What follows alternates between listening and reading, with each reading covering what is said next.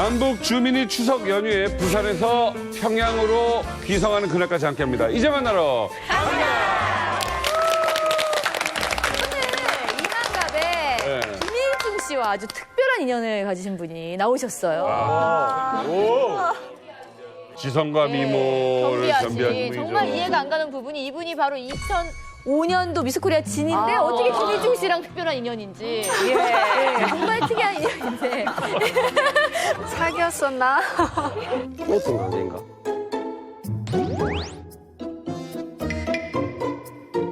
바로 김주희 아나운서입니다. 안녕하세요. 와우!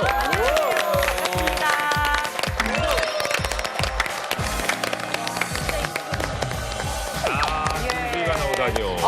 평소에 부모님께서 즐겨보시는 이제 만나러 갑니다. 출연하게 돼서 너무 반갑고요. 그리고 가깝지만 먼 북한에 대해서 오늘 많이 또 알아갈 것 같아서 기대가 됩니다. 야, 또 부러지네. 또 부러져. 근데 솔직히 일중 오빠 봤을 때는 아나운서라는 걸 몰랐는데. 근데 솔직히 일중 오빠 봤을 때는 아나운서라는 걸 몰랐는데. 오늘 오신 분 보니까 발음도 너무 좋으시고 역시 아나운서다 이런 생각이 듭니다. 다들 왜 그래? 나도 원래 이랬어. 나도 원래 이랬다 이 자리에 앉아서 변한 거야. 주희 씨는 일중 씨랑은 어떤 인연이 있어요? 저희가 2005년에 SBS 이제 남자 한 명, 여자 한 명 뽑는 아나운서 자리에 동시에 입사한 동기고요. 내 자리에 앉았다. 2015년 이제 만 10년 돼서 퇴사할 때까지 뭐 매일같이 보니까 미운정도 들고 고운정도 들고 또 하나의 가족같이 통과 제리 같은 앙숙 관계였다라고 해도 전혀 아닐 것 같아요. 아니 우리 일중 씨는 여기에도 통과제리 같은 앙숙분이 있거든요. 그쵸? 또 그래, 또 이러네. 일중형님한테 굉장히 큰 기대를 했었어요. 제가 등장하기 이전에 이만갑의 공식적인 브레인이다. 제가 오기 전까지만 해도 일중형님 캐릭터 사실 없었습니다. 이 친구야, 너 몇 살이야? 나이도 어린 친구가 말이야. 그러니까 늘 앙숙을 하나씩 만드나 봐요. 재밌잖아요. 곳곳에 심어놔요, 제 양들. 거기 가면 또 그대로 또 이렇게 싸우고. 네, 얼마 전 우리 국민들을 깜짝 놀라게 한 일이 있었어요. 그 너튜브 영상에 북한의 지령이 담긴 영상이 등장을 하면서 모두가 화들짝 놀랐습니다. 어떤 내용이었는지 우리 일중 씨와 현주 씨가 정리해 주시겠습니다. 안녕하십니까. 이만갑 고운 여성 유현주. 들어간 거야?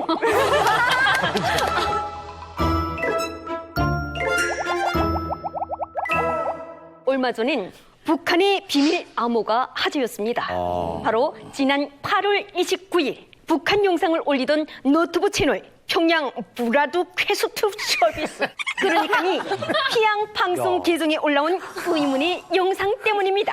야, 그거야말로 진짜 걷다구로 할 거예요, 발음? 하고 싶지 않나요?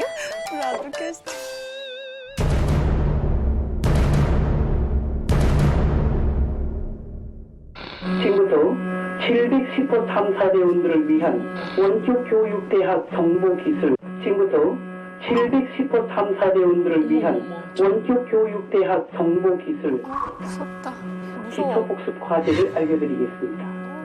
564페이지 23번, 479페이지 마이너스 19번, 마이너스 또 뭐야? 694페이지 20번, 34페이지 22번. 지금까지 710호 탐사대원들을 위한 기초복습 과제를 알려드렸습니다. 여기는 평양입니다. 숙제야? 여기는 평양입니다. 여기는 평양입니다. 오, 소름 끼친다.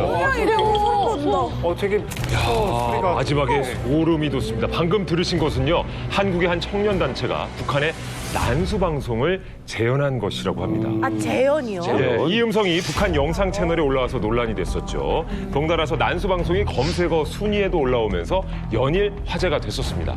자, 유현주 동무, 정확히 난수 방송이 뭐예요? 네, 난수 방송이란 북한이 난파 간첩에게 지령을 보낼 때 쓰는 방법입니다.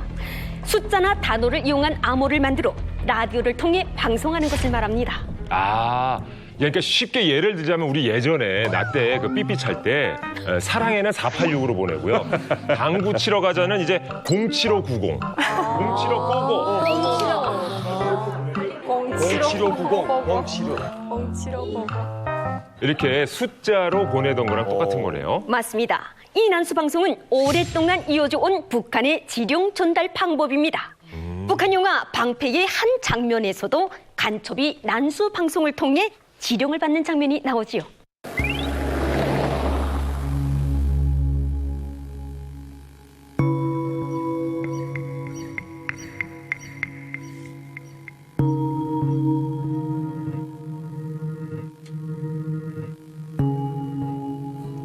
밤중에 하는 게 아니네. 약간 미션 임파서블 같은데? 12시를 알려드립니다. 여기는 홍콩 방송국입니다. 오늘 한국말 방송 시간에는 시와 노래 몇 곡을 보내드리겠습니다. 시보야 삼령 어두운 밤하늘 찬비 내려도 고향집 뜰하게 홀로 피는 꽃 새벽을 그리는 간절한 그 마음 눈치 안 빠르면 저것도 못 받아줬겠다. 알아주랴. 아, 일반 방송처럼 나오는데 저기에 암호가 있는 거. 그냥 광고 같았는데.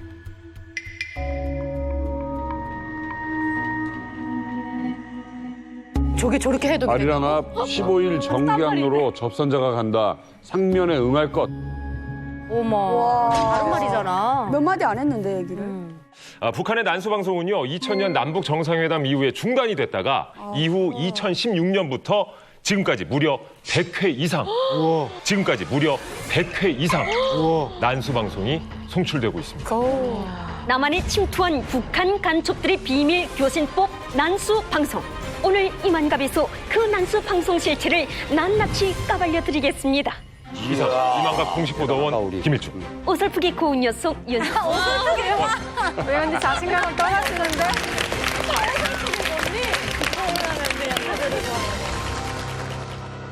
아 근데 저도 제가 아까 소개를 했지만 하면서도 좀 소름 돋았던 게 우리는 아무것도 모른 채 넘어가지만 실제로 북한 간첩들은 이런 난수 방송을 통해서 지령을 이렇게 주고받고 있는 거예요. 제가 이제 그 실제로 공작 활동을 했던 그분들하고 통화를 좀 오래 해보니까 그 난수 방송이 거의 100%의 그 대화를 하는 거대요. 왜냐하면 이게 부실이긴 하지만 풀 수가 없답니다. 그러니까 공작 본부하고 공작원 간에 1대1로 안보화돼 있기 때문에 지금도 난수 방송은 주요 통신 수단으로 이제 쓰고 있다는 얘기죠. 자, 뭐 난수 방송 얘기를 했는데 우리가 전문가분을 모시고 한번 이야기를 나눠보죠. 모셔야죠. 여전히 난파 간첩들의 지령을 받는 수단인 난수 방송. 이 실체에 대해서 정말 속 시원히 밝혀주실 분을 모셨습니다. 저희가 이만갑은 좀 급이 있는 분으로. 그럼요. 못 나요. 네, 급의 최고봉에 있는 분을 모시잖아요. 이만갑에서는. 그럼요. 네, 소개해드리겠습니다. 이분은요, 30년 가까이 국가정보원에서 근무하시면서 대북 정책실장을 하셨고요. 이후에는 국가안전보장회의에서 정보관리실장으로 근무를 했습니다. 자, 북한의 작전을 낱낱이 꿰뚫고 있는 명승상고 대북통 김정봉 교수님을 모셨습니다. 안녕하십니까?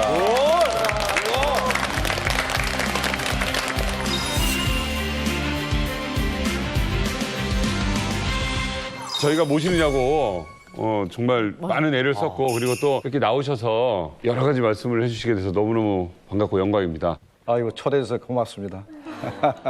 근데 그것 좀 하나 여쭤볼게요. 제가 뭐 이렇게 신입하시는 분들 사회도 보고 막 그랬었는데 나중에 이 근무하시는 분들 명함 같은 거 보면 다 무슨 이상한 건설회사나 무슨 아니 그거 못 밝히고 사시는 거예요? 밖에 외부 나가서나 그렇죠. 이렇게 못 밝힙니다. 그래서 어떤 특정 지역마다 위장 명칭을 쓰는 게 정해져 있어서 되게 이제 그 회사를 얘기하면은 짐작은 합니다. 근데 막 본인들끼리는 알고. 아니죠. 일반인들도 그 위장 회사를 자꾸 얘기하면은 알게 되는데 그 쓴 이름 자체가 가명일 경우가 많고 성은 바꾸지 않습니다. 성은 맞아요. 아니 이렇게 되면은 뭐 명함 자체가 난수 명함 아닌가요? 그런데 가족은 알죠, 직업은. 저는 이제 애들이 초등학교 다닐 때까지는 이문동 연탄공장 다닌다 그랬어요. 아버지는 탐부였다. 이게 너무 궁금했어요. 왜냐면 초등학생은 말할 수 있으니까. 그러니까 애들이 말할까봐 중학교 가기 전까지는 저 애들한테 숨겼습니다. 진짜요? 제가 이제 중학교 갈 때쯤 되니까 의심하더라고요. 신화샷을 입었는데 왜 연탄이 안 묻었나. 대박이다. 그래 중학교 가서는 이제 얘기를 했죠. 중학교 가서. 그때 반응이 어때요? 반응이 벌써 애들이 의심을 하고 절대 연탄공장을 알 거다 생각을 했습니다. 근데 아무리 나중에 가서는 이제 자랑스럽게 생각하죠. 되게 놀라운 것 같아요. 아무튼 어려운 곳에 근무를 하셨고 오늘 그 얘기를 오늘 몇 % 정도 저희에게 이 보안능급으로 해주시는 겁니까? 글쎄요. 근데 이제 못하는 경우가 많기 때문에 중간에 이제 말을 이렇게 뭉뚱거리거나 애매하게 하면은 알아서 생각하십시오. 그러면 저는 최선을 다해서 캐낼 수 있도록 노력하겠습니다. 그렇게 하시죠. 네. 파고 후려 말하면 모아들어야지. 국정원 하면 사실 저같이 잘 모르는 사람들은 그냥 간첩을 잡는 곳 이런 생각이 있거든요. 어떻게 간첩을 잡나요? 간첩을 잡는 거는 여러 가지입니다. 자, 우리도 휴민트를 가지고 있으니까 휴민트망에 걸려서 우리한테 첩보가 바로 내려올 수도 있고 아니면 우리 옛날에 기억하실 겁니다. 곳곳에 간첩 신고하라고 얘기를 하지 않습니까? 맞아요. 간첩 신고를 받거나 아니면 검문소에서 걸리거나 우리 주민들이 신고를 하거나 하는 거 하고 그다음에 이제 먼저 잡힌 간첩들이 가지고 있는 간첩 통신 가지고 접선하다가 걸린다든가 이런 걸 종합으로 해가지고 정부에서 간첩을 잡는데 과거에 초기에 60년대 70년대에는 북한이 난수 방송을 하면 보고를 할 때는 무전기로 보고를 했어요. 무전기로 보고하려면 이 1분에 100타 이상 쳐야 됩니다. 와. 네, 모르스보어로 쳐야 되기 때문에 산비둘기 적들이 잠복 기지를 옮겨설 수 있다. 옥돌골 쪽으로 더 깊숙이 들어가 보라. 모르스보어를 치는 걸 갖다가 3개소에서 이 전파 수신기 가지고 잡으면 이 좌표를 그리면 나오죠. 그건 간단하지 않습니까? 그래서 간첩이 모르스보어 가지고 송신하다가 많이 잡혔어요. 그다음에 송신 안 할 때도 잡는 방법이 있습니다. 아주 간단한 방법인데 어떻게요? 뭔데? 악수를 합니다. 악수를 해서 이 검지 손가락에 굳은살. 간첩은 그 당시의 간첩은 거의 99% 굳은살이 돼 있어요. 여기 왜냐하면 연습을 엄청나게 해야지 난파 간첩으로 선발되기 때문에 어마어마하게 연습을 많이 합니다. 그래서 여기 굳은살이 다 돼 있어요. 기타 치는 사람도 굳은살이 있는데. 반대쪽. 기타는 여기요. 오른쪽 저거. 기타는 여기. 하나만. 기타는 여기인데 여기 또 여기라는 거죠. 근데 우리 일중 씨는 지금 오락실 가서 많이 때려서 그런 거다. 오락실 가서 그다음에 또 증거가 있어요. 예. 돼지 가죽구두. 돼지 가죽구두? 그 뭐예요? 우리는 소 가죽구두를 신는데 당시에 간첩들이 전부 다 돼지 가죽구두 신었어요. 맞아요. 북한 아직 돼지 가죽구두 신죠. 네, 신습니다. 그래서 돼지 가죽구두 신은 거 잡으면 다 간첩이구나. 돼지 가죽은 어떻게 알아요? 보면? 진짜로요? 그럼요. 돼지 가죽으로 구두를 해요? 아니, 제 돼지 껍데기는 먹어봤는데 돼지 가죽으로 신발 만들었다는 얘기. 우피하고 돈피가 있는데 제가 그 군사복무 할 때도 이 대한민국 워커와 우리는 워커라 겁니다. 군대 맞아요. 우피 군화를 막 억수로 막 그 돈이랑 주고 쌀이랑 도둑질에 주어서 그 군화를 바꿔 신고 막 그래서 돼지 가죽으로 돼지 가죽은 딱 보면 돼지 가죽인지 알아요? 그 모공이 달라요. 틀리죠. 모공이 달라요. 모공이 다르다. 도장도 가끔 있고 그러겠네. 표시 이렇게 찍고.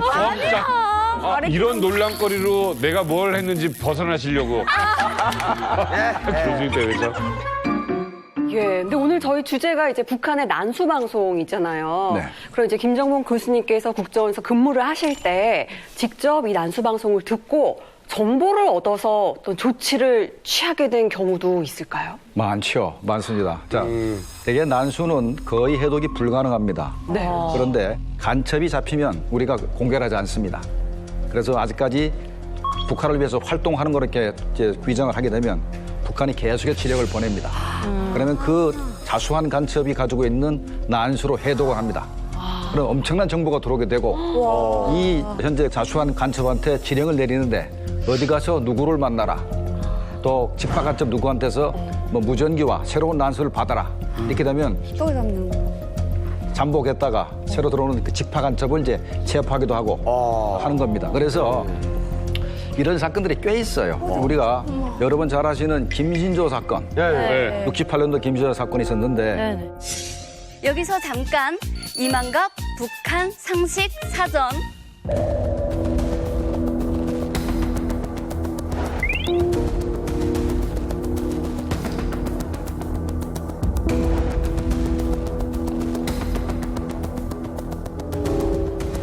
포대 병력이 들어왔죠. 네. 포대가 들어와서 이제 한 명이 월북하고 한 명은 저 김순혁 씨 잡혔고 나머지 전부 다 사살됐습니다. 네. 만약에 그 당시 중앙정보부가 이 김신조 일당이 우리 대통령을 암살하러 내려온다는 것을 사전에 파악하지 못했으면 꼼짝없이 당했을 겁니다. 파악이 그러니까 됐단 말씀이에요? 사전에 그걸 파악을 하고 전두환 당시 중령을 청와대 경내에다가 일단 대대병력을 대비시켰어요. 대대병력이 청와대 경내에 있었고 그다음에 1급 그 방호세태에 있었기 때문에 그게 잡힌 것이지 만약에 국정원에서 사전에 파악하지 못했다라면 꼼짝없이 당했을 겁니다. 이런 경우가 바로 먼저 잡혔던 간첩들의 난수를 해독을 해서 북한에 대남 공작팀이 들어오는 걸 사전에 알았던 그런 케이스입니다. 네. 그다음에 박정희 대통령을 이제 암살하려고 공작조가 들어와서 이제 현충원 정문에다가 폭파장치를 했습니다. 그러네요. 그런 일이 있어요? 현충원 정문에다가 폭파장치를 했습니다. 그러네요. 그런 일이 있어요? 근데 그게 폭발이 대통령이 들어가기 한 몇 시간 전에 폭발하는 바람에 새벽에 폭발하는 바람에 대통령은 무사했습니다. 그러면 이 사람들이 그러면 작전 실패했지 않습니까? 네. 그러면 나는 어떻게 해야 될 것인가 하는 것은 난수로 지령을 받아야 됩니다. 그러면서 계속해서 도망치다가 체포됐어요. 일부가 체포돼가지고 실형을 받았는데 난수를 통해서 서로 교신했다는 게 이제 증거가 거기서 잡힌 겁니다. 그리고 이제 간첩이 이제 수사관들이 들여닥치면은 제일 먼저 없애는 게 바로 이 난수표를 없앱니다. 난수표를 먹어버려요. 씹습니다. 그래서 수사관이 들어가자마자 닥쳐가지고 난수표를 못 삼키게 하는 게 일입니다. 난수표를 가지고 있으면 그게 바로 가장 그 완벽한 간첩의 증거이기 때문에 증거를 없애려고 난수표를 먹어버려요. 그런데 대개 경우는 난파된 지 오래된 간첩들은 수사관이 들어닥치면 바로 포기합니다. 왜냐하면 난수 말고도 증거가 너무 많거든요. 포기하는데 이 초짜들이 되게 이제 자기가 난수표를 없애게 하려고 그러는데 오래 있던 간첩들은 되게 잡히면 순순히 전부 다 모든 걸 다 협조를 합니다.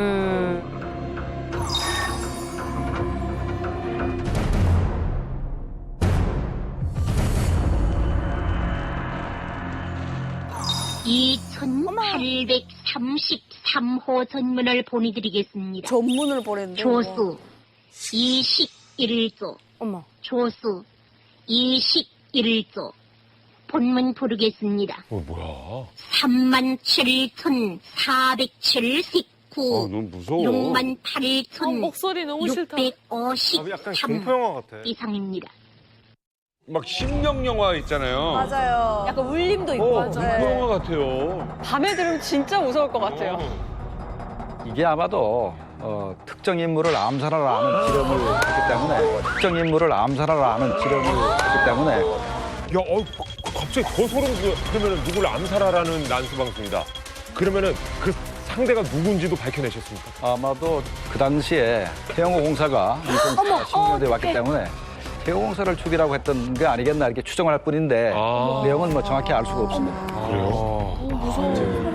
그러니까 해독은 안 해보셨어?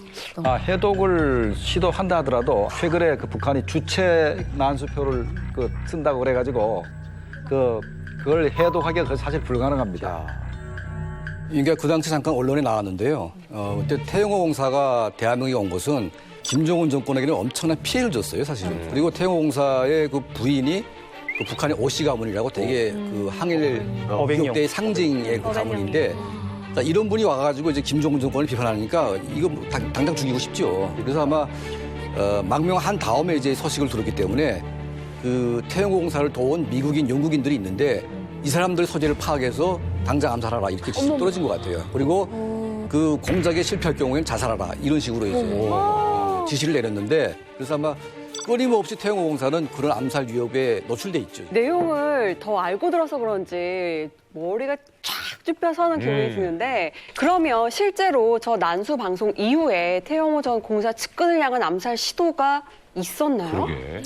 제가 볼 때는 측근 말고 태영호 공사에 대한 그 암살 시도는 여러 번 있었다고 봅니다. 왜 그러냐면 태영호 공사에 대한 그 경호가 여러분 상상 이상입니다. 맞아.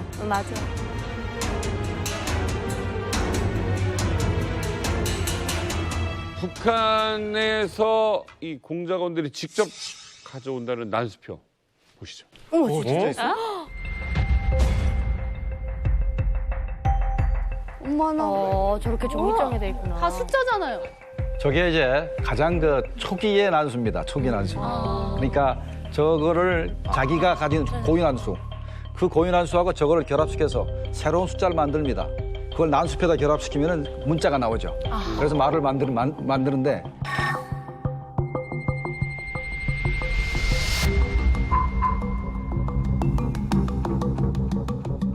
그러게요. 저런 걸 보내다 보면 숫자도 엄청나게 많아질 것 같은데 네. 한 번 난수 방송을 할 때 난수가 몇 개 정도씩 들어가는 거예요? 대개 보면은 난수 방송하면은 통상 평균적으로 15분을 합니다. 네, 왜냐하면 문장이 좀 길다 보니까 그것도 2번 읽어줘야 되고 예. 하다 보니까 한 15분 하는데 뭐 최근 들어서는 숫자가 굉장히 줄어든 것 같아요. 그런데 그건 아마 보조 통신 수단이 있기 때문에 그런 것이지 옛날에는 한 15분 정도 했고 그리고 공작원 2명한테 보내면 30분도 했습니다.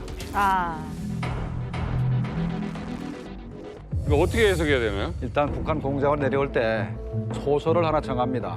뭐 톨스토이의 부활이라든가 도스토옙스키의 죄와벌 같은 한국에 와서도 구하기 쉬운 어느 출판사 몇 년도 판을 구해서 그 페이지를 보고 첫 번째 32번째 줄면은 그 앞에 한자를 따는 겁니다.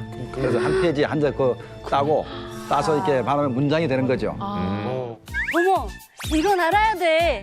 이만갑 북한 지식.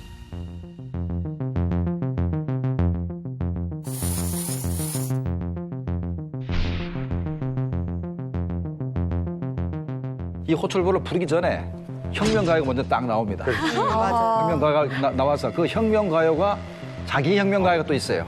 주제곡? 주제곡 따로 있습니다. 야, 프로야구 선수처럼. 그렇죠. 그래서 그 노래가 나오면 이게 나를 부르는구나 라고 생각하는데 이대로 부르네. 저 봤어요. 그 곡이 음악이 나오는 기간에 이미 내가 준비를 해야 되겠다. 받아주고 이게 준비. 방송이 전성이 되기 시작했구나 하는 그 쓰다때 그게.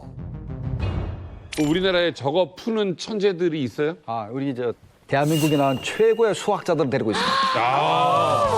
왜냐하면 이 난수를 만드는 것도 굉장히 복잡하지만 남의 걸 해독하는 건 굉장히 힘듭니다. 난수를 쓰는 게 북한만 쓰는 게 아니고 우리 국내에서 암약하고 있는 수많은 외국의 간첩들이 있어요.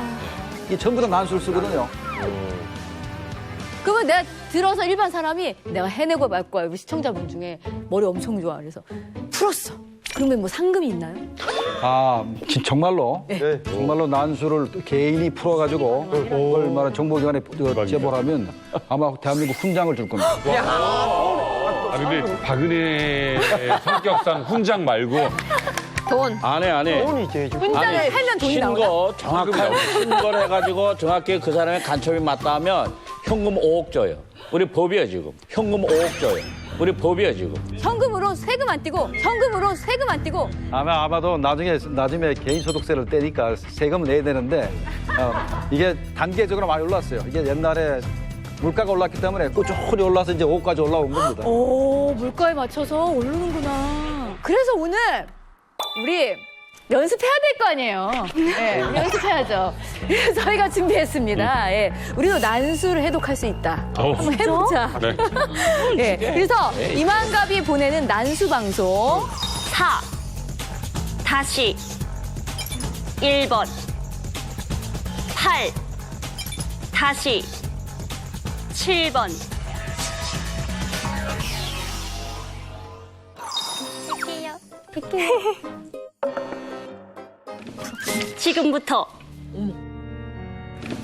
지금부터 리만갑 탐사대원들을 위한 중고등학교 음악 문제집 복습 과제를 알려드리겠습니다. 목소리 이렇게 똑같아?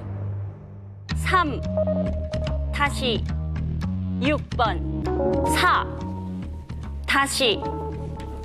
4-1번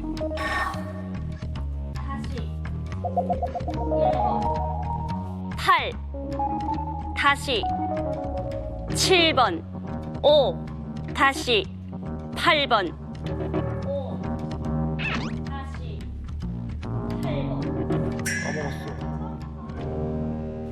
지금까지 리만갑 탐사대원들을 위한 복습 과제를 알려드렸습니다. 여기는 평양입니다. 와, 잘한다. 정답. 정답. 반동 갑거. 갑거는 뭐예요? 뭔 소리야? 그건 무슨 말이야? 정답! 네, 정답. 외치면 되는 거예요? 무서운 거였어요.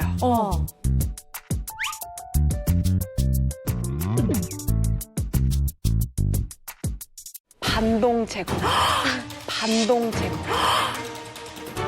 반동 제거 뭔가 3 다시 6번 4 다시 1번 8 다시 7번 5 다시 8번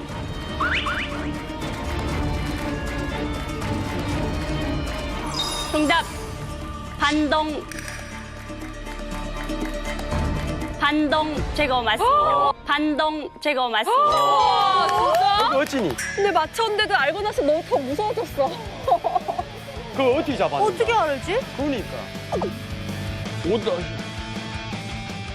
그 정도도 못 그치? 푸는 정도면 간첩 지능이 없는 분들이야. 간첩 지능이 없는 분들이야. 1차 면접에서 탈락. 저렇게 잘못 해석하면 이제 허튼 일을 할 거잖아. 그렇지. 엉뚱하게 되는 거야. 대단한 사람 죽이고 이제. 엉뚱한 사람. 너무 쉽게 죽였어, 그 사람. 아, 그러네. 아니, 난 버스도 한 번에 타본 적이 없어요. 정답이 반동 제거였습니다.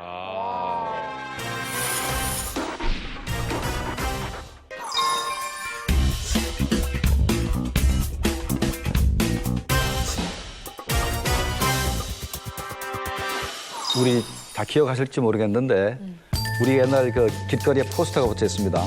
밤 자정 늦게 라디오를 듣는 사람. 신고하라고. 그다음에 새벽에 산에서 내려왔는데 신발에 빨간 진흙이 묻은 사람. 기억나. 기억나시죠? 저 초등학교 때 교육받았죠. 그렇죠. 물어보는 사람.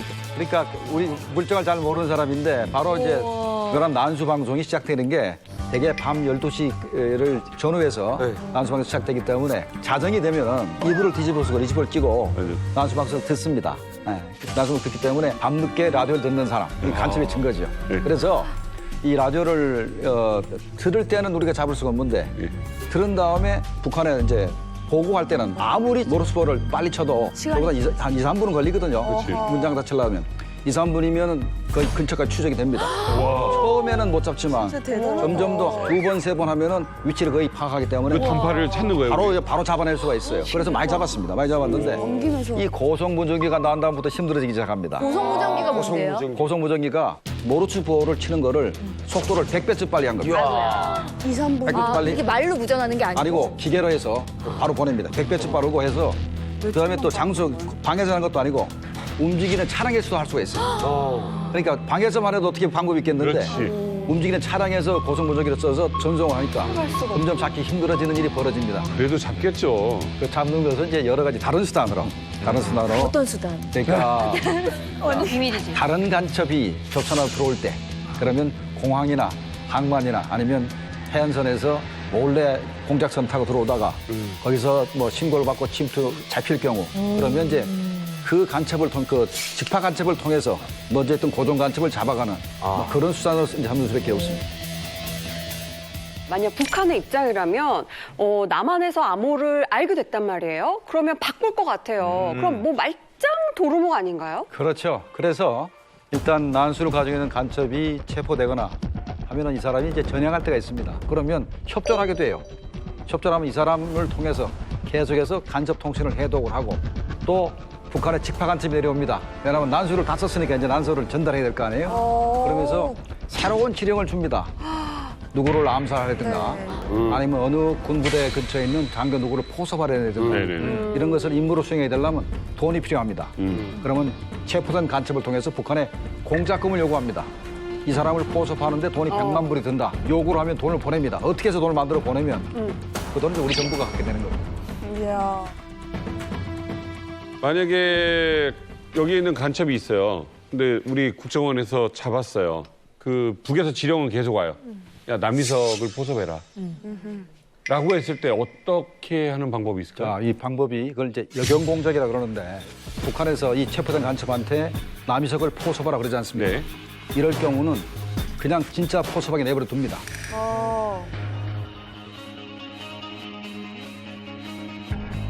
포섭을 하게 만들어야 네. 다음 단계로 넘어갈 수가 있어요. 그러면 남이석을 포섭을 한 다음에 남이석이 현재 이 남한에서 했던 간첩 활동을 북한에 보고를 합니다. 보고를 계속하면 북한이 나름대로 어느 정도 실험을 하게 됩니다. 네. 그러면서 공작금도 보내주고 활동하게 하는데 네. 마지막 순간에 남이석이 진짜로 이 조선민주인민공화국에서 충성을 다할 거냐 확인하는 방법은 체포된 간첩 보고 남이석을 데리고 북한에 오라 그럽니다. 대동에서 와라. 그래서 둘이 북한에 갑니다. 가면은 온갖 신문을 다 해도 남이석 진짜 간첩이야. 그러면 신임을 하고 다시 내려옵니다. 그럼 이제는 남이석을 이제 우리가 이제 붙잡아서 신문을 해요.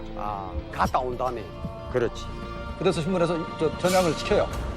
그러면 또 지시가 내려와. 남이석이 보고 옆에 탤런트 저분을 또 포섭을 한다고. 박근혜를 또 그럼 진짜 포섭을 시켜 그냥 내버려 둔다고. 그러면 또 이제 포섭을 해. 그럼 가만히 내버려 둬. 그러면 남이석이하고 두 분이 북한 오라 그런다고. 또 보내. 또 내려와. 이렇게 점점 더 지가 퍼지는 거야. 그래서 나중에 결정적인 순간에 한꺼번에 잡아버려요. 그러니 간첩단을 이제 포섭 한꺼번에 일망타진하게 되는 거죠. 관리도 해야 되고 그리고 망을 알고 있으니까 하나 잡느니 넓게 해서 10명 잡는 게 낫죠. 이게 숫자의 문제가 아니고 북한이 간첩망을 부식하기 위해서 엄청난 돈을 쓰고 공장 역량을 거기다 집중했기 때문에 북한의 공장 역량을 말살시키는 거예요. 그 자금적으로 인력 자원을 전부 다 말살시켜서 다른 공작을 못하게 만드는 거예요.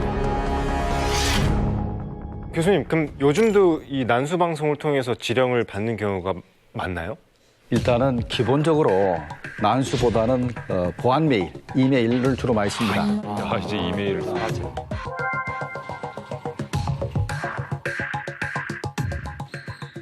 그렇다고 해서 난수 방송이 필요 없는 건 아닙니다. 왜냐하면 국내에 들어와 있는 많은 간첩들이 옛날 사람들입니다. 옛날 사람들. 그런 이유로. 이 보안 메일에게 쓸 줄 몰라요. 인터넷 세대가 아니야. 배우러 다시 갈 수도 없고. 그렇죠. 되게 이제 필요할 경우는 다시 월북을 하라 해서 재교육시켜서 보내기도 하는데 나이도 많고 또 왔다 갔다 하면서 잡힐 수도 있기 때문에 그때는 난수를 쓰는 수밖에 없고. 여기서 컴퓨터 학원이나 다녀야 되나? 난파시켰는데 현재 활동을 하지 않는 공작원들이 있어요. 잠자는 공작원들이 있는데 이 잠자는 공작원들을 깨워가지고 다시 활동을 지키기 위해서 이제 난수 방송을 다시 2016년부터 다시 재개한 것 같습니다. 북한의 지령을 받고 국내에서 고정간첩 활동을 한 혐의로 적발된 지하당 왕재산 일당이 검찰에 구속 기소됐습니다. 일간지 기사를 옮겨놓은 문서 파일입니다. 북한이 개발한 암호 프로그램을 거치자 북한이 간첩에게 보내는 지령문이 나타납니다. 이렇게 지령을 받아 활동한 간첩은 IT 사업가로 위장한 운동권 출신 김모 씨. 김 씨 등은 최소 80여 차례에 걸쳐 군사시설의 위성사진과 미군 교범 등 각종 정보를 북한에 전달했습니다. 그때 이제 북한이 스테가노그래프라 해가지고 이 북한의 대외 선전 매체에 보면은 사진도 나오고 동영상도 나옵니다.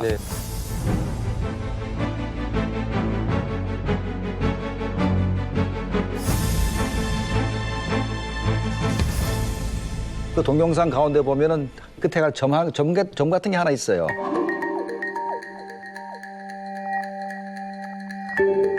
그 점을 갖다가 특수한 앱이라 이런 것으로 보면은 QR코드 같은 겁니다, 쉽게. QR코드 같은 겁니다, 쉽게.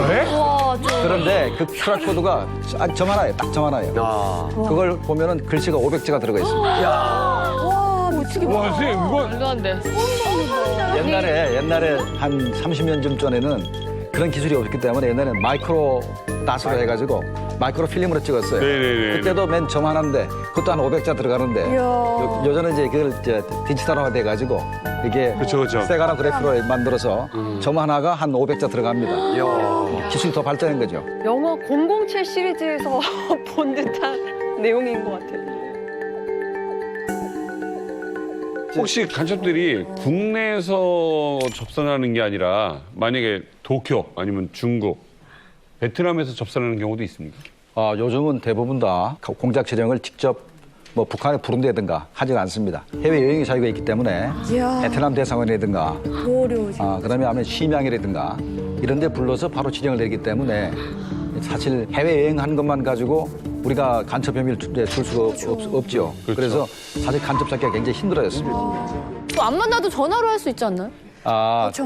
전화를 할 수가 있죠. 전화를 한 번, 두 번 할 때는 우리가 잘 모릅니다만 이게 자꾸 이제 길어지게 되면 그 사람의 신분에 대해서 이제 조사가 들어가게 됩니다. 그러면 그때부터 법원에 영장을 청구해서 감청을 시작하게 되죠. 그래서 한번 우리가 추적하기 시작하면 10년, 20년 동안 계속 추적을 합니다. 그래서 간첩 하나 잡기 위해서 명백한 증거가 없으면은 그 유죄 판결을 받기 어렵죠.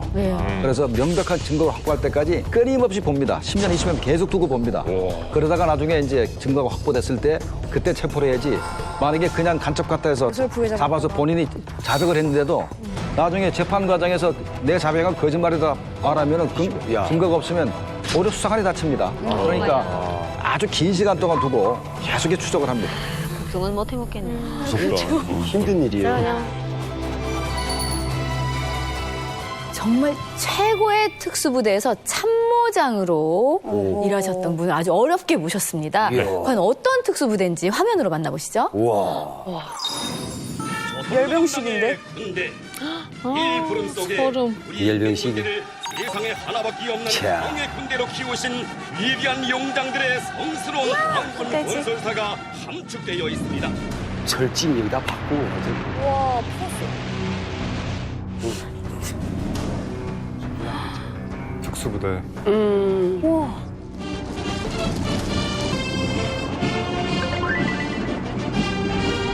입이 어둡게 만났어. 진짜 하얀색 공부. 저 스키부대. 저 스키요. 눈에 안 띄게 하려고 흰색이. 균형을 잡아서. 저 총 다 메고 그저기요. 네, 이만갑에서 오늘 모신 분은요, 김일성 특별지시로 만든 독립여단인 북한의 스키부대에서 참모장을 지내신 분을 모셨습니다. 정명훈 선생님, 반갑습니다. 안녕하십니까. 이야. 본인 소개 부탁드립니다.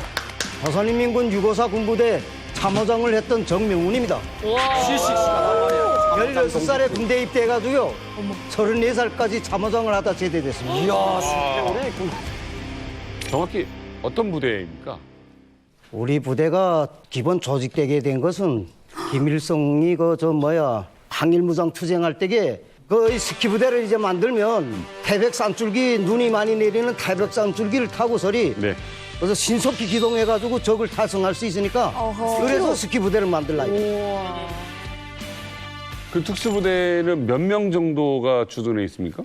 한 개 대대가 800명입니다. 여단 참모장이라고 했잖아요. 네. 그럼 여단은요? 여단은 한 6천 내지 7천. 여단의 참모장이었던 거예요? 네.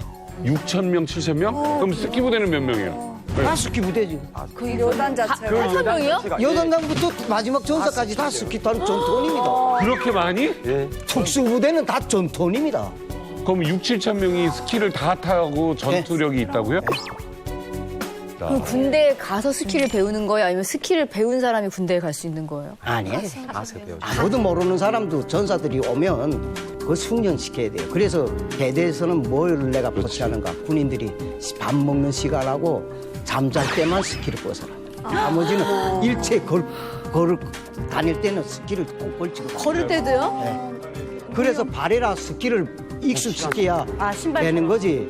그걸 익숙 못 시키기만 하면 스키를 못 해요. 그러니까 북한에서 누가 그렇게 스키를 많이 타봤겠습니까? 지휘는 총참모국 그쪽으로 받는 거예요? 최고사령부 작전 거기에서 받죠. 우리. 아, 더 위 부대에서? 네. 최고사령부. 직속? 네. 그러니까 만약에 어디 가시다가 북한에 있을 때 뭐 검문하거나 뭐 해서 신분증 달라 뭐 그랬을 때 야, 이 비켜. 야, 이 비켜.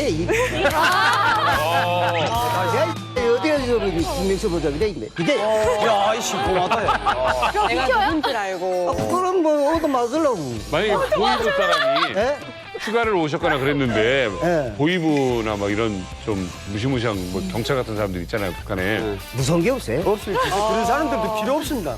직속이니까. 지금 센 사람 만나니까 붙으려고 하시는 거예요. 틀리는 게 아니고 나 이분 이자 척 들어와서 지금 현재 보십시오. 앉은 자세도 속 익게 앉으셨는데 제가 의자를 쫄한 다른 건 의자를 아닙니다. 드린 줄 알았어. 제가 쫄한 건 아닌데 네.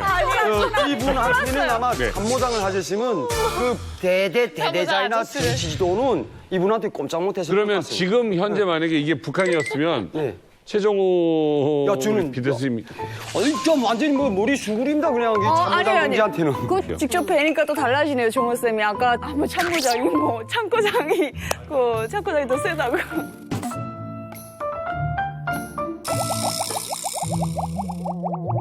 자, 최정호 선생님 그러면 여기서 한번 여쭤보겠습니다. 최정호 선생님은 대한민국에 오셔서 스키를 타본 적 있습니까? 야, 지금은 이제 설마. 스키 한번 일어나셔서 자세 한번 보여주세요. 저는 이 직계 없이 탑니다. 그냥 쭉 이렇게. 말도 안 돼. 자, 옆에 내려와세요. 여기. 자, 거기서. 자, 우리 자세는 스키. 우리 자, 기본적으로. 자유입니다, 그죠 그냥. 뭐 이렇게 보인다는 거짓말이고 처음에 배울 때는 S자로 해서 배웠다. 저건 많이 봤어.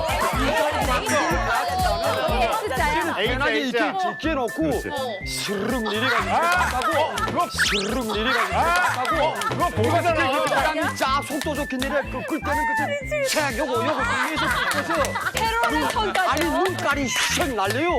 대단히 멋있습니다. 대단히 멋있다. 마지막 설 때만 좀 보여주세요. 마지막 설 때.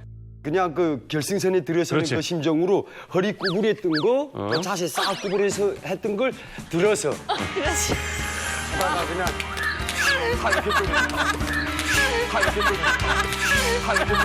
네, 눈깔이 탁 날리고. 스키는 자신 있습니다. 야, 이거 저런 분이 참고장을 했을까?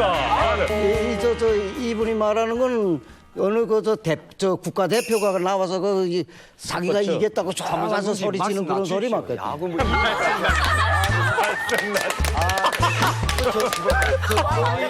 그거는 안 됩니다. 제가 좀 군할 못이라 정확하게 참모장이 어떤 역할을 하는 건가요? 한마디로 말하면 집안 안에서 기본 세대주나 같죠. 세대주. 모든 걸 다 관할합니다. 사고 방지 책임자, 화재 방지 책임자, 무슨 무슨 군사 기술책 총 그런 자 책임자 안 하는 게 없어요. 뭐 모든 책임자죠. 작전 짜는 것도 딱 작전 그런 거는 그건 의무적으로 하는 거고 부대 내 살림까지도 몽땅 다 참모장이 잘해요. 그러니까 북한군을 보게 되면 최고 사령부가 있고 총참모부가 있고 총정치국이 있어요. 크게 보면. 그러니까 유사시 때 최고 사령관의 명령을 집행하는 건 총참모부죠. 그러니까 이제 유사시 때 보게 되면 그 여단장 다음으로 2인자는 참모장이라고 봐야 되겠죠. 예. 그러니까 정치군이 빼고 작전군인 중에서는 2인자로 봐야 됩니다. 그러니까 상당한 큰 역할을 하고 있죠. 저 팬클럽 회장님. 이게 어떤 정도예요? 제가 다르게 말씀드리고자 하면은 대대장이나 정치위원이가 참모장한테 이 꼼짝 못한 부대들이 많습니다.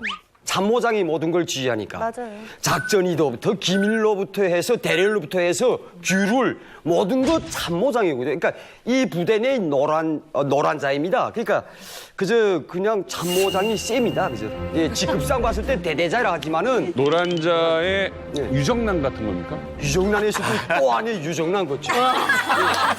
그런 게 있었어요? 쌍아리야.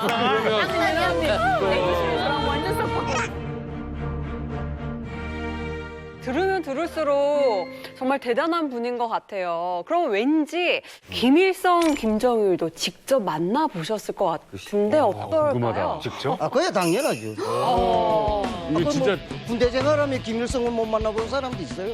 많죠. 많죠. 우리 부대가 좀 그렇다니까 이 사람들이 많이 왔던 것 같아요.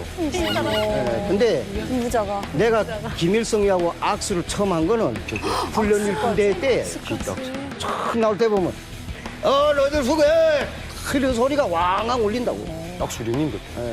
그러면 쫙 지나오면서 무슨 말 듣기는 김일성의 시인이라고 그래서 뭐 그 호랑이인 줄 알았더니 손을 지니까 어디서 쟤네들 손보다도 허물허물한 게 쟤네들 손보다도 허물허물한 게 많아.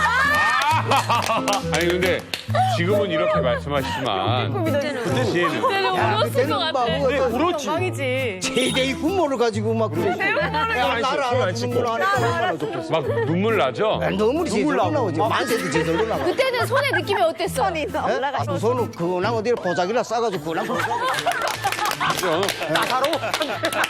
그러면 참모장 그 댁에 1호 사진이 있었어요? 우리 집에 아마 여섯장 있었. 아마 여섯장? 지금 참모장님은 우리나라로 치면 이게 대령이에요? 아니면 원스타예요? 대소장 편제입니다. 대사 특수부대 대단이니까. 아 이게 또 다르구나. 다릅니다. 편제 자체가 대대장이 상자 편제입니다. 네. 상대자 편제. 그러니까 이럴 수 있죠. 우리나라도 왜 다른 부대의 원스타와 기무사의 원스타는 좀 다르지.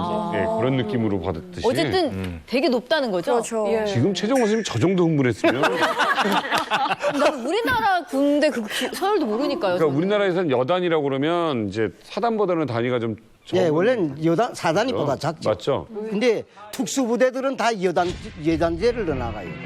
왜 그런가? 전쟁 시기에는 독립적으로 임무를 수행해야 되기 때문에. 아무튼 계셨던 부대에서 특수부대에서 서열 2번째라는 거잖아요. 그런 건 뭐 인민군대 저 항일 6.25 때식 인민군대 부대 지휘 관리 방법이 있어요.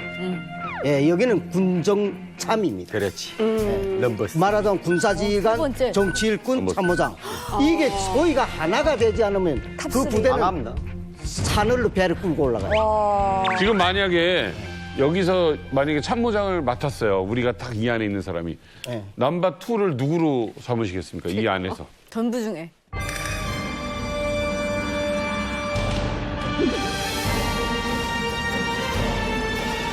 열여섯 살에 군대 입대해가지고요. 34살까지 참모장을 하다 제대됐습니다. 이야, 신기하네. 무서운 게 없어요. 그런 사람들도 필요 없습니다. 직속이니까. 이분한테는 아마 참모장을 하셨으면 그 대대자이나 정치 지도는 이분한테 꼼짝 못했을 것 같습니다. 그저 그냥 참모장이 쌤이다. 그죠? 예, 직급상 봤을 때 대대자라 하지만은 믿을 만한 사람 한 명.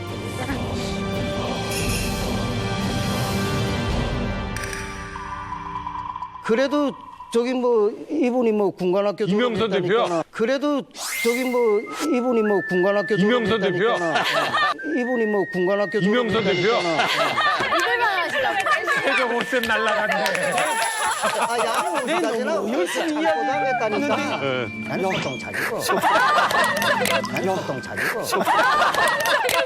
병사 출신이니까 우리 이제 그래서 군사를 지휘하려면 군관학교 출신들이니까. 군사를 지휘하려면 그러니까 뭐 싫은 건 아니지만 좋죠. 이런 사람들도 있어야 되지. 근데 부대를 그건 지휘할 사람이 있어야지. 참모장 동지, 야 이렇게 열심히 어머니들 나를 이렇게. 야, 나 진짜 이거 나도 씁쓸하다 진짜. 그런 거예요. 그래. 내 사단장이랑 낸디 와서 쌀을 좀 달라고 빌었댄지. 여기 와서도 자리가 꼭 방앗간 쌀 앞에 있어요.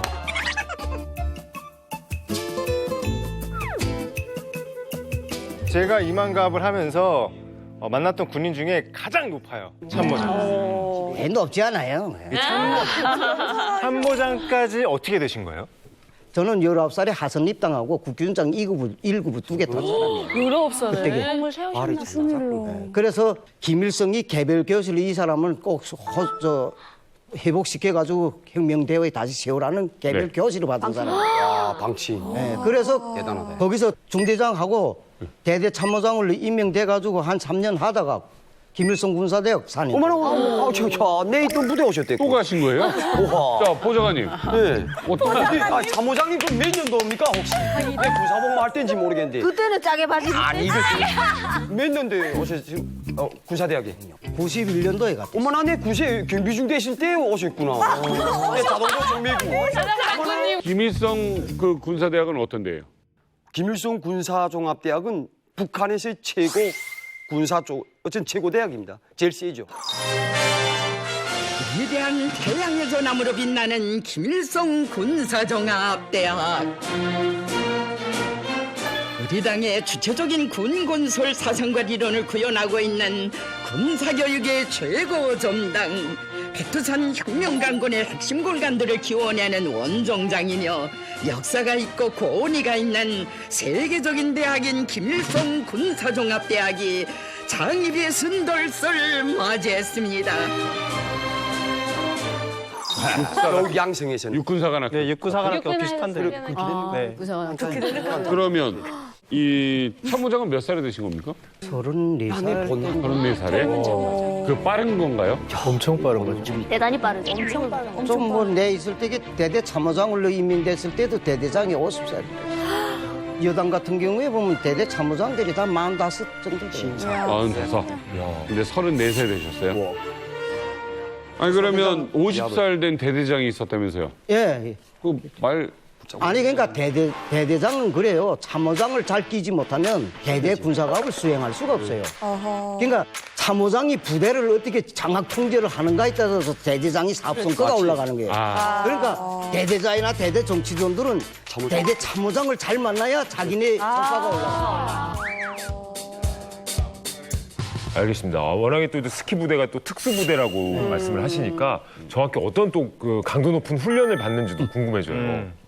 훈련이야 뭐 많죠. 군인들이 기상에서부터 벌써 2.5km 산악 달리기를 하는데 가면서 2.5km. 올라가면서부터 장애무릎 그 국복에서 넘어가는 거, 담벽을 뛰어넘는 거, 그다음에 뭐 또 10m 배랑턱을 또 그 저 밧줄 타고 내려가면 뭐 그렇게 해서 마지막에 타격대 있는 데까지 뛰어내려오면 3,000개씩 주먹을 때리는 훈련. 뭐 자가래라 대고 이렇게 손가락을 그 찌르는 거, 발끝을 들이치가는 거. 뭐 무릎을 까는 거, 그거 다 비제들인데라 대고 그거 3,000개씩 하고 지금 그 뱅치를. 근데 하루에 3,000개를 못하면 밥 먹고 나와서라도 때려야 돼. 아니, 이제 스키 부대라고 하니까 아무래도 훈련이 눈이 오는 겨울에만 가능할 것 같거든요. 그렇다면 이제 눈이 없는 봄, 여름, 가을에는 어떤 훈련을 할까? 자전거를 자전거. 자전거입니다. 자전거.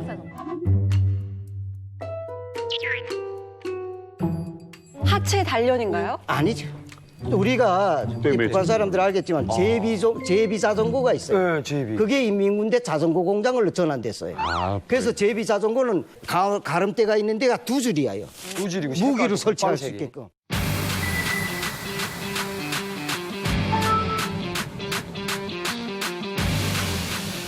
그 자전거 타고 가면서도 그리 쏘면서 날아가고. 눈이 없는 때는 자전거로 기동해야 되고. 군대 타는 거. 대박이네요. 산에서 자전거 타요? 다 타 있어요. 처음에 뭐 못하기만 운동장에서 몇고 배만 돌려놓은 다음에 그저 딴 게 없어요. 산꼭대기에 올라가서 내리막길에다가 내 뒤에서 붙들어주니까 이러면 그거 먹지 말고 내려가라. 이러고 탁 놔주면 다들 어머머머머머 말도 안 돼. 어떻게 그래? 그럼 무슨 뭐 몇 번만 그렇게 해놓으면 그다음에 자전거에 총이 매달려 있을 수 있어요? 솔직하게 되다가 기관총까지 쏘면서 갈 수도 있어요? 네. 그래서 쏘라 소리지. 상상이 안 되네. 나 처음 들었네요. 그러게 우리가 무력부 사격 판정은 종수가 다릅니다. 일반 부대들 하는 거. 북한은 원래 유격전입니다. 유격전. 그러니까 그런 거 좋아한단 말이에요. 그럼 여기서요, 우리 오랜 시간 군복무를 하면서 요직에 계셨던 정명훈 선생님께서 그 어디서도 들을 수 없는 북한의 군사 기밀을 말씀해 주신다고요? 네. 다 말할까요, 그러면? 다. 오늘 앞에 제일 중요한 거 나오신 분도 다는 얘기 안 하더라고요. 보니까 뭐 다 배들 고파하는 것 같은데 좀 내가 말을 적게 해야 될 것 같아요. 와, 역시 참모장님. 그래서 근데 강철 선생님, 참모장이면 군사 기밀을 알 수 있나요? 북한에서? 알 수 있죠. 특수부대니까. 특수부대니까. 북한의 가장 중요한 핵심 비밀이 핵무기, 미사일, 화학무기, 그럼 특수부대 이런 것들이겠죠. 그러니까 이제 유사시 때 미군이 이제 폭격할 수 있는 그 이 거점들이 다 이제 파괴되잖아요.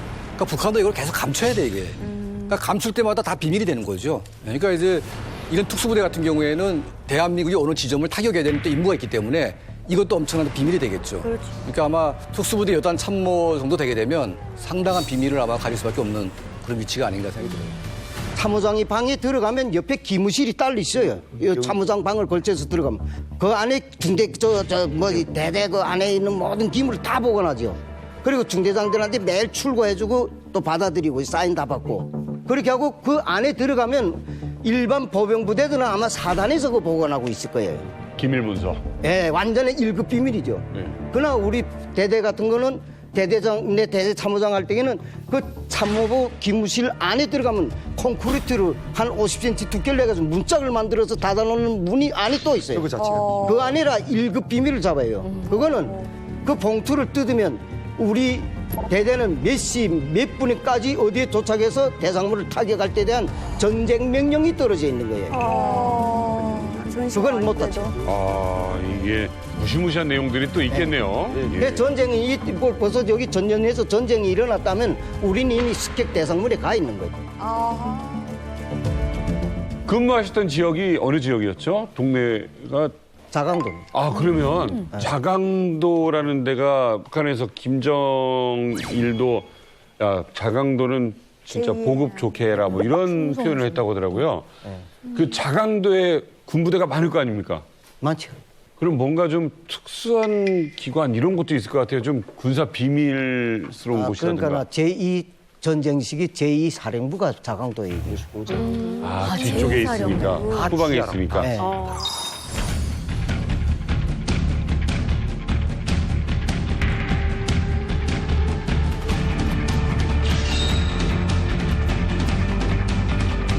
조선민주주의 인민공화국의 군수공장은 자강도에 집결되어 있다. 후방기지야.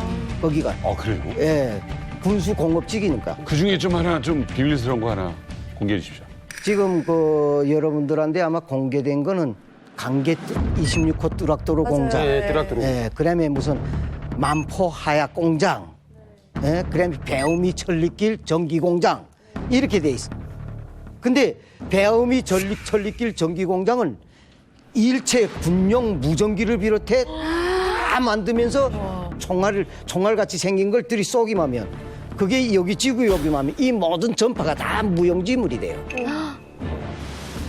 그러니까 무전을 쳐도 다 무용지물이 되고 말이에요. 그런 걸 만든다고요? 그런 걸 거기서 다 생산해요. 그렇게 하고 만포 하약 공장도 인민군대 안에 다리랑 끊어뜨릴 포약을 만드는 공장입니다. 해약 공장. 뚜러질.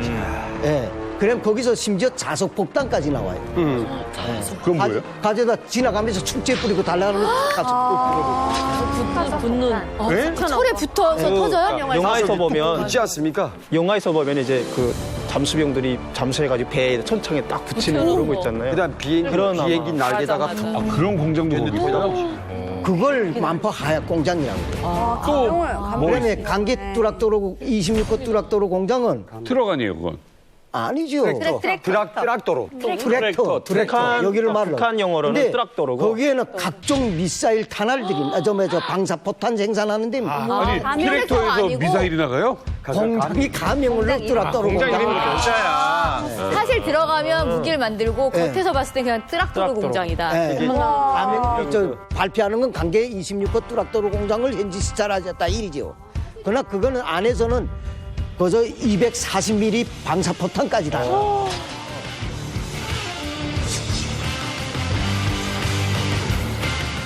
어디에서도 공개한 적이 없는 북한의 군사기밀 퀴즈로 준비했습니다. 자강도에는 네모 공장이 있다?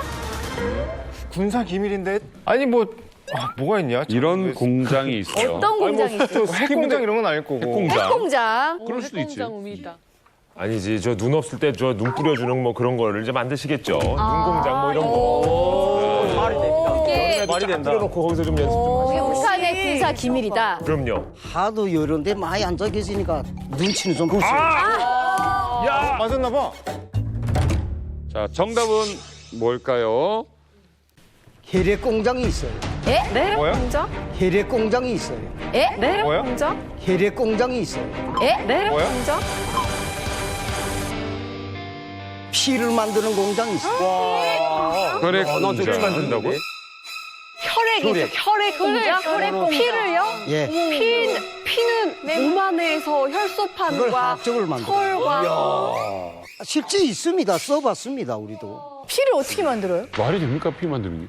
그러니까 화학 제품들로 가지고 네. 피를 만들어서 A, B, AB형 다 쓸 수 있게끔. 혈액형별로? 가짜 그러니까 피를요? 어느 피를 한 1kg를 맞는다면 그건 3kg 맞으면 돼요. 아, 더 많이 맞아야 돼요. 네, 그러니까 양이 좀 많이 들어가요. 그러면 만약에 수혈처럼. 이렇게 뭐 훈련 중에 누가 빵 맞고서 피가 많이 났어요. 그러면 그 만든 공장에서 만들었던 그 피를 넣으면은 다시 그 군소들이 다 살아갈 있어요. 수 있는 그런 공급돼서. 거예요? 예. 부작용이라 가능해요? 약이 공급된 거 보니까 덱스트란이라고 돼 있어요. 옆에 덱스트란. 푸른색으로 써 있는데 피대용이라고 돼 있어요. 피대용? 네. 아, 피가 아니고. 혈소판생. 근데 그걸 맞으면 피가 되는 거예요. 몸에 들어가면. 혈장 관련된. 예. 야, 이거 진짜 충격적인 얘기네요. 오. 참 아쉬울 거 없는 높은 위치였어요. 근데 제가 대한민국에 오게 된 이유 여쭤봐도 되겠습니까? 좀 집안에 일이 생겨가지고 예. 할 수 없어서 보이부에서 취조를 받다가 나와가지고 그래서 야, 내 이따 위해서 공부했나 이런 생각이 딱 방금 들었습니다. 그게 근무할 때 충성심도 대단하셨던 것 같은데. 충성심도 없습니다. 자기를 배반할 때엔 그 충성심도 재뿌리게 돼요. 그 사람 게 무슨 필요 있어, 개다 먹는 거. 대한민국에 오신 지 몇 년 되셨습니까? 이전 한 15년 됐는 거 같아요. 근데 어제 저 오신 것 같은데요? 혹시 가족은 같이 오셨습니까? 다 데려왔어요. 데려오셨어요. 다라는 건 누구 말씀하시는 거예요? 아내, 예, 아들까지, 아들, 딸 다 데려왔어요. 딸도 있으세요? 누구지? 딸은 지금 뭐예요? 모르겠어요. 어디서 다 무슨 저 지방에 있는지. 근데 여기서는 연락도 안 되는 매지. 대한민국에 사시면서 가장 행복한 것은 뭡니까? 그 뭐 행복이라면 그저 내 자유권 사는 겁니다. 다른 건 모르겠어요. 그저 말 한마디면 슬슬 주머니로 다 들어오는 북한 사회에 하고 여기는 또 제 육신을 놀려야 사는데 자기가 육신 놀려 산다서 벌어들인 돈은 제 거잖아요. 그러니까 그런 자유가 있고 네. 내가 내 돈 가지고 남한테 선심도 쓸 수 있고 네. 그러니까 좋다.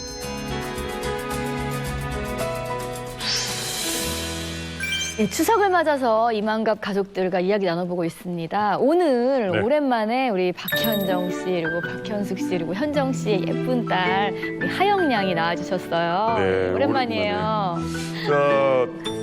우리 현숙 씨 같은 경우는 제가 이만갑 보면서 우리가 몇 년 정도 뵀죠, 이제? 이제는 한 6년 넘지 그렇죠? 않았을까요? 6년이죠. 그래서 네. 사실 참 저랑의 어떤 우정도 생깁니다. 네, 그리고 저는 맞아요. 네. 박현숙 씨한테 아메리카노라고 별명도 붙여드렸는데 그 가족 생각하는 마음이 얼마나 크신지를 저도 알고 이만갑 식구들도 알잖아요. 그래서 이제 그 사랑하는 동생 우리 박현정 씨 가족까지 정말 모시기 위해서 한국에 오게 하기 위해서 정말 뼈가 빠지게 일했다는 표현이 아마 맞을 거예요. 정말 열심히 사셨어요. 그 현정 씨는 지금 한국에 온 지 얼마나 되셨죠? 네, 1년 4개월이 됐습니다. 1년 4개월. 네. 예. 그 작년에 그 현정 씨와 함께 한국으로 왔던 우리 현정 씨의 남편분이시죠. 정희성 씨가 8월 9일에 한국 정착 1년 만에 위암으로 세상을 떠나셨습니다.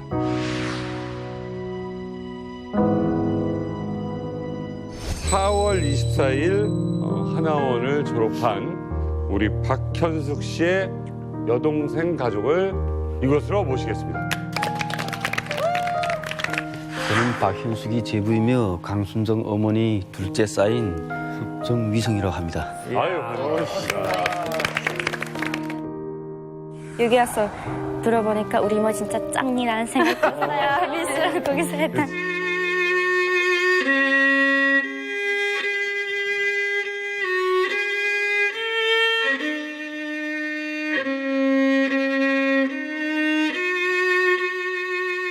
아니 음악가이셨어요?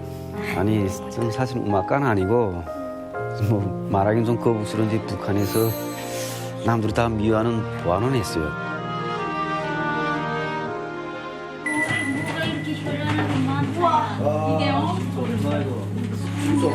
여기는 더웠어요. 아, 이 생각 이거 보고 개집이 다 이게 어떻게 있니 여기.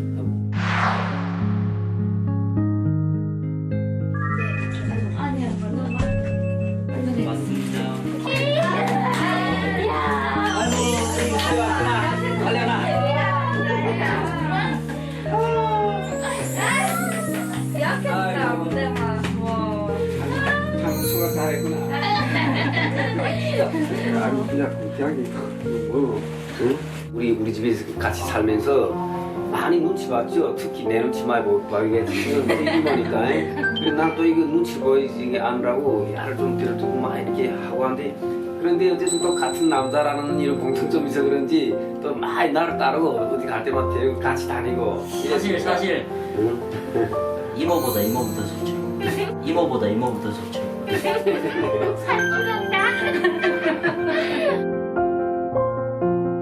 그래도 근심하네요. 북한에서는 아무것도 주지도 않은 상태에서 지금까지 다 사는데 거기에 비하면 뭐 이건 일한 것만큼 그래도 월급을 주고 한다 하니까 이게 뭐 아무 데 가서는 자기가 직심술이, 그러니까 우리는 근심하네요. 저는 한 번도 제부라고는 생각하지 않았어요. 내 남동생, 그렇게 생각했거든요. 제부가 우리 집에 장가 올 때, 제 동생이 시집간 것이 아니라 제부가 장가로 제 집에 왔어요. 그때는 저희 아버지가 이렇게 사망한 지 좀 오랜 기간 됐고, 제 남동생은 또 이렇게 의학대학을 졸업하고 군의관으로 군대를 입대하였거든요. 그러다 보니까 저희 집에 남자가 없었어요. 그러니까 한마디로 말해, 그래서 집안하게 세대주 가장 그렇게 생각을 했기 때문에 저게 제부다 그런 생각 단 한 번도 내 남동생 그런 생각을 갖고 뭐 흉금을 없이 지낸 것 같습니다.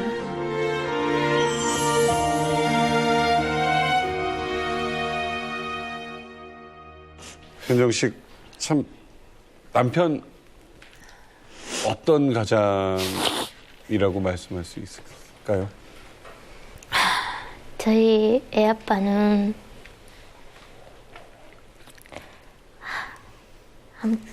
제가 가장 멋진 사람이라고 말하고 싶습니다.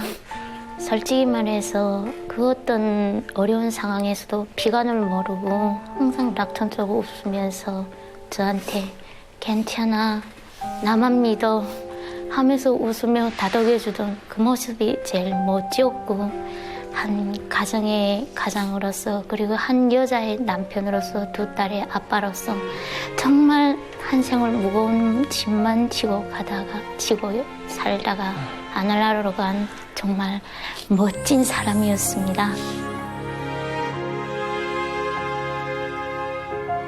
그 책임감이라는 게 있잖아요. 가장으로서 그 한국에 와서도 일하시려고 노력을 하셨을 것 같아요. 네, 애아빠가 말씀한 게 자본주의 세계에 와서 자본주의에 적응하자면 시장 경제부터 알아야 하는데 내가 거기에 맞다둘 수 있는 것은 오직 시장적인 것 같다.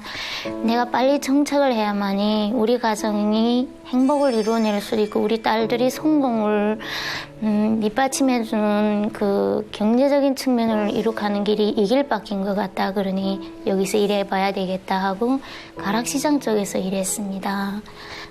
그러니까 수산물 코너에서 일했는데 냉동 수산물이 오면 택배에 오면은 그걸 하차해서 냉동 창고까지 운반해서 적재하고, 그다음 구매자들이 와서 요구하는 그 수산물에 따라서 절단해주는 그런 일을 했습니다.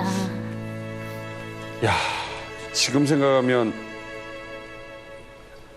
가장 안타까운 게 뭐세요? 남편 생각하시면서. 제일 안타까운 게 저희 아버지가 좀 몸이 아프다고 한 게 9월쯤이었어요. 그런데 평상시에 초만에 저보고 아프다는 소리를 안 했거든요. 짐스러운 소리를 일체 입 밖에 내지 않는 형 스타일이었는데 9월달에 좀 위가 계속 쓰리고 식사를 못하는 거예요.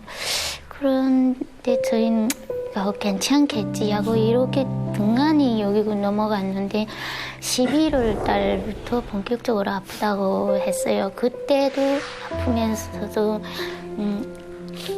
가락시장에 그냥 나가셨거든요. 야근을 하셨어요. 낮 시간 근무가 아니고. 야간에? 네. 7시쯤에 집에서 떠나서 다음날 7시에 집에 도착했어요. 밤새는 게 힘든데. 중간 타이밍에 아마 식사가 나오는 것 같아요. 근데 식사를 할 수가 없다고 온수 한 잔으로 데우고 그렇게 일했어요. 음식이 안 들어간다고요? 네. 음식만 들어가고 조금만 있으면 위가 계속 쓰리고 아프다고 그렇게 일하다가 동네 병원에 가서 진단받은 게 위궤양을 진단받아 2주일 동안 위궤양 약을 드시면서 그냥 일 나가셨는데 너무나도 그냥 차도가 없어서 위 내시경을 해봤는데 위암 진단을 받은 거예요. 진단받았는데 위암 4기라고 그렇게 진단받았습니다. 위암 4기라고요? 네. 그때까지 가락시장에서 그냥 일하셨거든요. 그 와중에 그 수산시장 일하시면서 얼마나 힘드셨겠어요? 그렇게 낙천적이던 사람이 저한테는 아무 소리도 안 했지만 저녁에는 홀로 울더라고요. 어느 날 보니까. 그러면서 하필 나한테 왜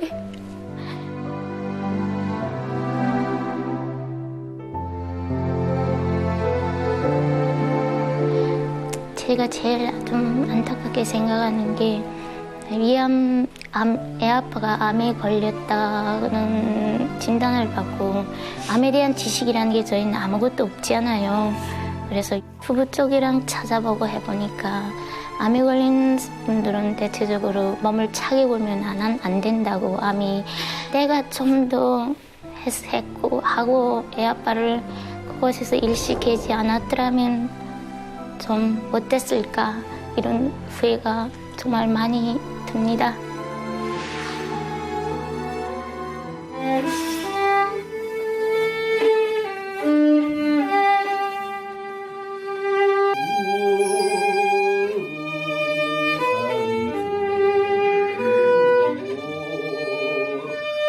아빠를 위해서 내가 이건 참 그래도 잘했다 이런 일 있을 것 같아요. 그 아픈 아빠한테 제가 학생으로서 할 수 있는 게 공부 잘해서 100점 맞아서 그냥 그거 기쁨 드리는 게 제일 좋을 거라고 생각해서 이번 기말고사도 100점 맞은 날 아빠한테 전화했더니 너무 잘했다면서 고맙다고 그러시더라고요. 저기 둘째 많이 힘들어했죠, 동생? 네. 아빠 많이 닮아가지고 맨날 저하고 그랬었는데 어느 순간 없고 보니까 맨날 울고 좀 많이 힘들어해요.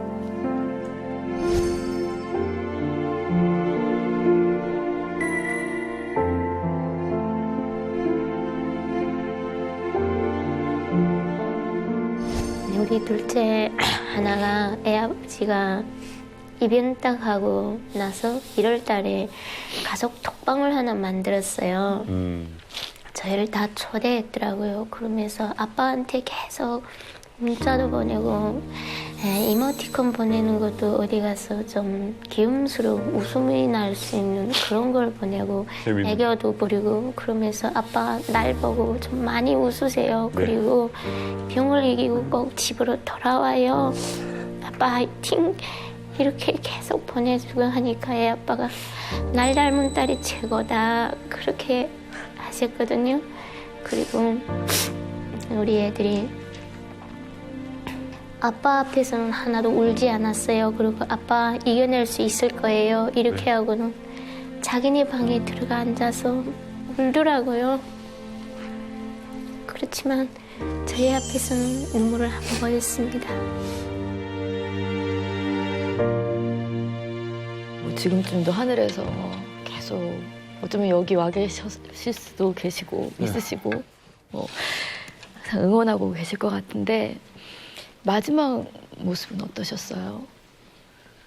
의사 선생님이 오셔서 상태가 많이 악화됐으니까 마음의 준비를 하라고 하더라고요.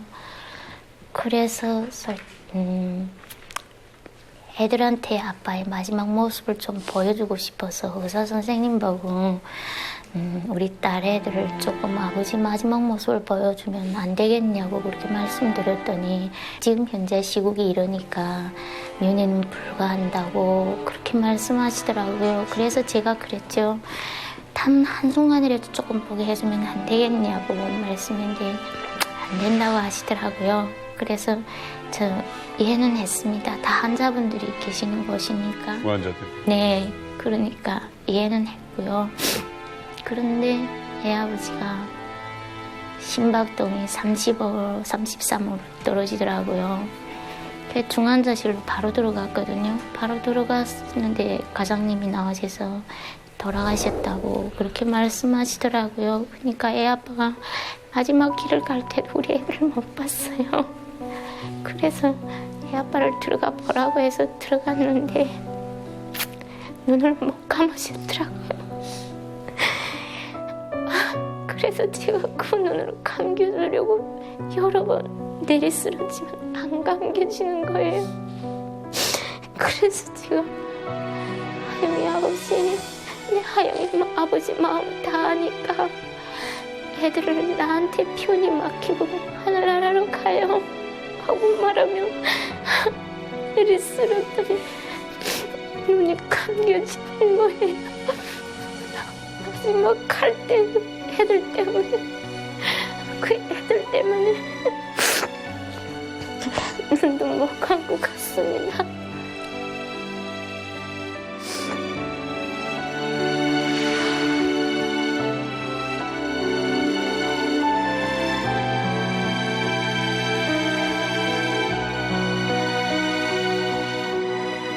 애 아빠가 하도 남한에 왔으니까 북한에 있을 때는 정말 어렵고 고난이 찬 길을 걸었는데 하늘나라로 가는 이 길은 남한에 와서 꽃 속에 묻혀서 갈 수 있게 된 게 너무나도 다행이고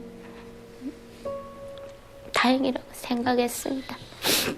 그리고 저희 애 아빠 사망한 날부터 장례식 날까지 비가 엄청 많이 왔어요.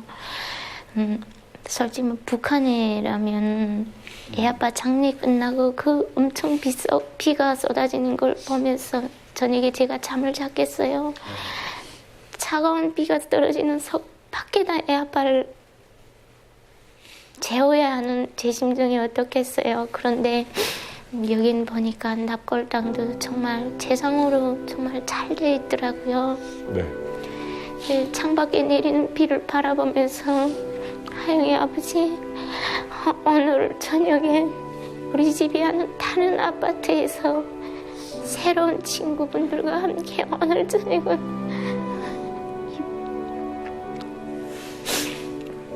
비 맞을 걱정도 없이 편안히 쉬세요 하고, 그리고 그 위패에 이만갑에서 찍어준 가족 사진을 거기에 넣으셨어요. 우리 가족이 함께 다 있으니까 외로워하지 마시고 즐겁게 보내세요 하고 이야기 나눴습니다. 북한 같으면 어림도 없죠. 하루 남한에 왔으니까 마지막 가는 길도 천국으로 가는 길답게 정말 행복하게 갔습니다.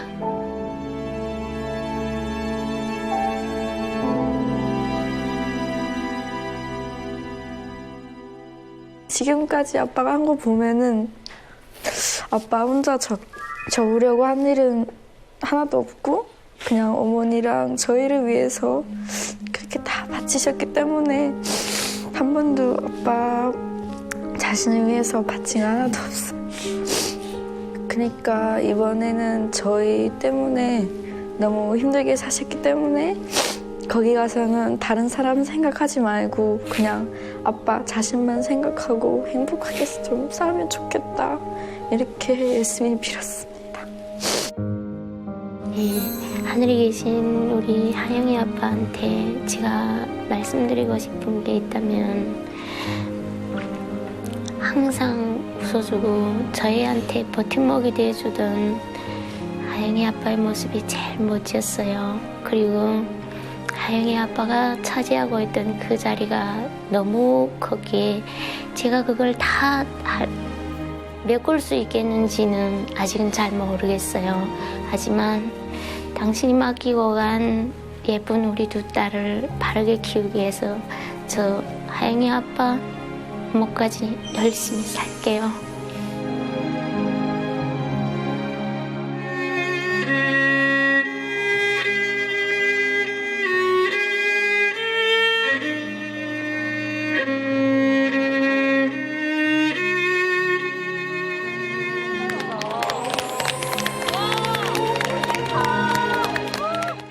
아, 지난번 첫 출연에 저희 스토리를 아주 들었다 놨다 하신 분, 최금남 씨 오셨습니다. 근데 소곤소곤 히히호호 하더니 찌꺽찌꺽 뚝딱뚝딱 소리도 나고 이상하네요. 찌꺽찌꺽 뚝딱뚝딱 뭔가요?